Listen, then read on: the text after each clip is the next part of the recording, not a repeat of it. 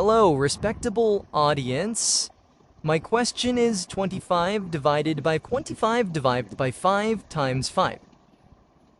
Dot cancel 5 and this 5 to get 25 divided by 25, which is equal to 1.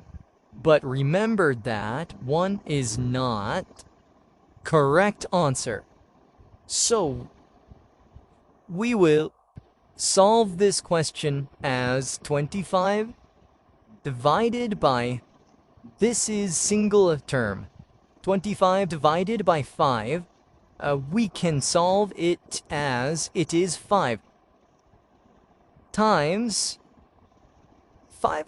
Now, 5 times 5 is equal to 25, and 25 divided 25 is again equal to 1, but it is not correct way to solve.